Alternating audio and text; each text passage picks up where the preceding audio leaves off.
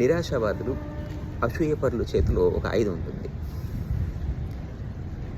మనిషిని బాధించి, మనుషుల శక్తి సామర్థ్యాలను నిర్వీర్యం చేసేటటువంటి ఆయుధం అది వాళ్ళ చేతిలో ఉంటుంది. అదేంటి గాసిప్స్, పుకార్లు. ఒక నిజానికి 2 అబద్ధాలు జోడించి ప్రచారం చేస్తారు.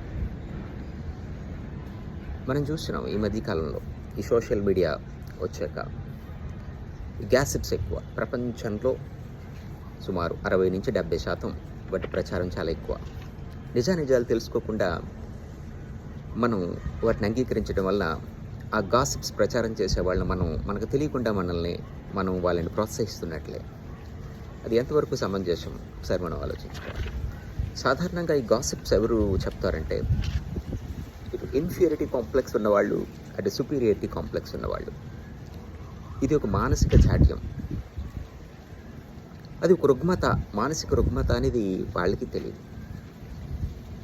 వ్యక్తిలో ఉన్నటువంటి అసంతృప్తి, ఈర్ష్య, అసూయ, ద్వేషం లాంటివి ఇటువంటి ఈ పుకార్లు వ్యాప్తి చేయడానికి వాళ్ళు ప్రేరేపిస్తాయి. సో ఇది ఏ రకంగా సరైనటువంటి విధానం కాదు. సాధారణంగా ఏంటంటే వ్యక్తుల స్వేచ్ఛను పూర్తిగా హరింపజేస్తుంది ఇది. బలహీనతలు మనం చూస్తే బాహ్యంగా కనిపించే బలహీనతలు, అంతర్గత బలహీనతలు 2 రకాలు ఉంటాయి.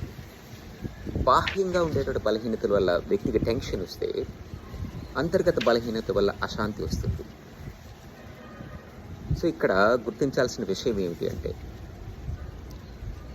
గ్యాసిప్స్ను ఎంతవరకు మనం యాక్సెప్ట్ చేయాలి?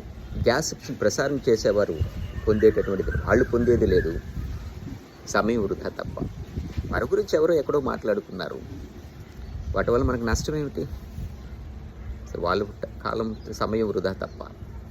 సో ఇటువంటి వాటికి మనం భయపడకూడదు. సో